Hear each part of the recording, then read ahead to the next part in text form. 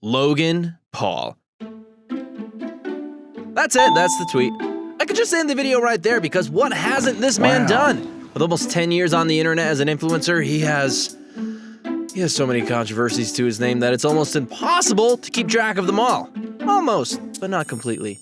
Google is a powerful thing. No, but seriously, I think everybody has heard of Logan Paul at this point, whether they have ever wanted to or not. He's like the influencer version of the everything I've ever learned about the Kardashians has been against my will meme. Now, normally, this is where I give you guys an in-depth look into who the person is. I tell you things about how they got started, the career they've had on the internet, and something they've done outside of being an influencer. But with someone as well known as Logan Paul, I think it'd be a little bit pointless. We all know what his biggest controversy is. Not to mention, we would literally be here all day. So instead, I'll just give you a really quick recap. He has over 23 million subscribers on YouTube. He's been in a bunch of trouble over the years for a whole bunch of stuff. And he has his own podcast called Impulsive. That last one's important. No, the person I think we need to take a closer look at today is actually Mike Majlak. Because outside of his relationship with Logan, I don't think a whole lot of people really know that much about him. He started his YouTube channel all the way back in 2010, and over that period of time, he has managed to gain almost 2.5 million subscribers. Outside of YouTube, he's done a bunch of marketing and photography work for people like the Nice Guy Promotions Company. Meeting Logan really did just catapult his career into the spotlight. After their first couple of videos together, he earned over 1 million subs in a really short amount of time. That sounds nice. As well as a boost to his career, Logan also introduced Mike to Lana Rhoades. They split up in October 2020, but given Lana's successful career as an adult star, their relationship drew a lot of attention for Mike at the time. Now that we've got all that out of the way, you want to know the most important thing to remember about Mike Majlak? He's not a good friend. He's the kind of person you don't want hanging around because he will always end up stabbing you in the back. Don't believe me? You will, I promise. I'm going to give you all the reasons why, too. I'm a nice guy like that. But before I do, I just want to remind you to make sure you've subscribed and hit the notification bell. That way, you won't miss any other videos just like this one. Okay, so I guess the most important question I need to answer here is this. What exactly is the beef between Logan and Mike? In order to do that, we're going to have to do a little bit of time travel. Let me set the scene. The year 2020, the month November, and Harry Styles appears on the front cover of Vogue magazine, changing me forever. That dress. Oh, sorry. I was telling you guys a thing. The conservatives of the internet lose their mind over the fact that this man dares to wear a piece of clothing. Seriously, guys, Harry Styles has been wearing feminine clothes and nail polish for years now. The dress really shouldn't have been that much of a surprise. It should have been a celebration. Sorry. Anyway, going back. I'm sure you're wondering why any of this is relevant. It was brought up on an episode of Impulsive. In a shock twist that I don't think anyone saw coming, Logan actually went out of his way to defend Harry. He talked about how cool he thought it was, and how he really didn't get what the big deal was. When he first shows the picture of Harry in a dress, he says, quote, "When I see this, I think, what an effing G. He don't give an F, right?"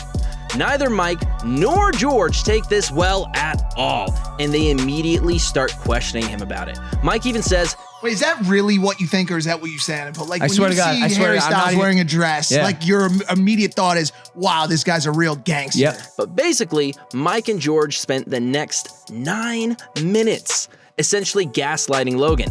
Every time he tries to explain his viewpoint or say anything that contradicts either of them, they shut down. And then they start accusing him of getting angry because they won't let him talk on his own podcast. Now, don't get me wrong here. I know that it wasn't just Mike doing it. George was also definitely involved. It's just that the situation with Mike has become a much bigger problem for Logan than just this video. Okay, so now you know where the problems between them have really started, over Harry Styles wearing that beautiful, amazing dress. God, man, sorry, I'm coming back. He has so much power. Maybe if they were both being adults about this, then they could have worked it out between them behind the scenes. That's never really been Mike's MO though, and instead of being a big boy about it, he decided that he was going to run his mouth on an episode of Mom's Basement. He starts making fun of what happened with Logan, and straight up says the only reason Logan said it in the first place was for clout. He then went on to claim that the only reason for Logan being supportive of Harry in the first place was because he knew it would get him a lot of positive attention. And yeah, it did. Logan's a huge internet personality, obviously. Him defending something that goes against the norm is going to get attention. That's the way the internet works. But I'm not so sure, Mike. I think it was the way that Logan operated then. He probably would have spent most of his career in silence. He very obviously does not care about whether people agree with him or not when he shares his opinions on things. The only reason you're so upset about it is that for once, he's disagreeing with you. This appearance on Mom's Basement really was when the casket started getting built for the remains of their friendship. Logan's supposed to be one of Mike's closest friends, right? And his response to a disagreement between them is to go on another podcast that has hundreds of thousands of listeners and call him a clout chaser? Yikes, dude. That alone should be enough to convince you that Mike's not a good friend. Who needs that kind of negativity in their life? Obviously, people noticed what had happened on this podcast, and it started going viral. Clips of it were everywhere, including Instagram, where somebody tagged Logan in a post that included the audio. Understandably, Logan was pretty upset and hurt by the things that Mike said about him because this was someone he considered to be a close friend.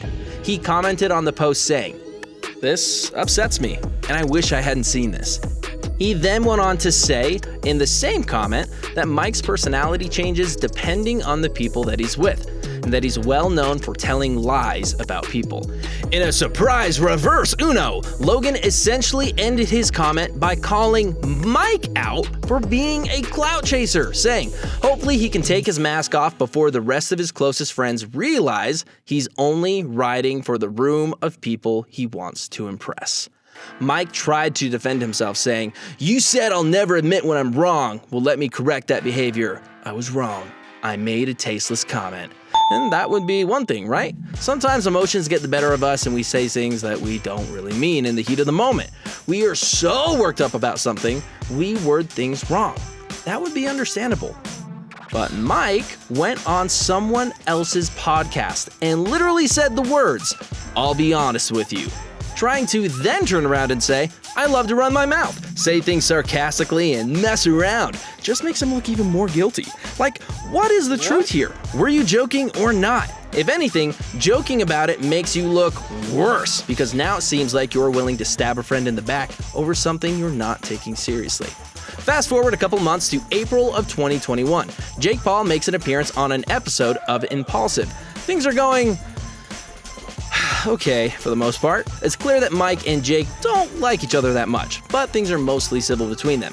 Until Mike decides that he needs to bring the situation up again.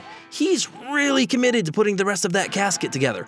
Basically, Mike starts blaming Logan for the backlash he'd been getting, saying he probably shouldn't have brought this to the mainstream, but he wanted to prove a point.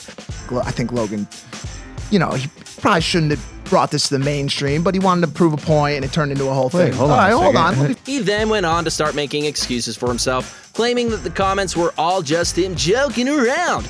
This is when Jake stepped in to defend Logan, saying that you can't just use that as an excuse whenever you get called out for doing something wrong. Now, I'll be honest here, unlike a certain somebody, but Jake Paul is not a person I particularly like. I don't think I've made that a secret. In fact, I don't like him at all. And that's not without its reasons. I've covered the worst of them before on this channel. But as much as I hate admitting I like anything about him, I do have to give him props for always being a decent brother. And yeah, I realize the bar is underground at this point, but just look at Deji and KSI. They're terrible to each other all the time. Jake's not a good person to pretty much anyone else in his life, but he does always seem to be looking out for Logan. And I do think that that's something that Logan needs. This user sums it up best when they say, for all the bad things Jake is, he seems to be a decent brother. Like, I feel like Logan was showing weakness, so he didn't defend himself because he wanted to keep a friend.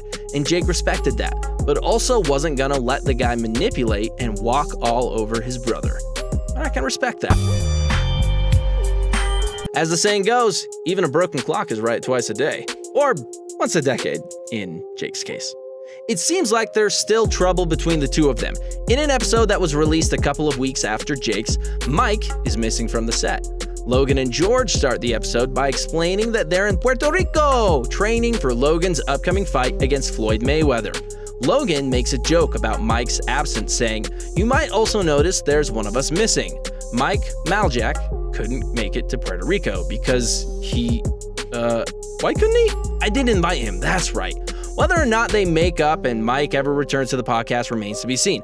But I don't think it's an exaggeration to say that the vibe they had in the episode without him was so much more relaxed than usual. And I'm not the only one who noticed. But what do you guys think? Do you want Mike to come back, or is Logan better off without him? Whose side are you taking? And are you still thinking about Harry Styles in that dress? Because whew! Let us know down in the comments below.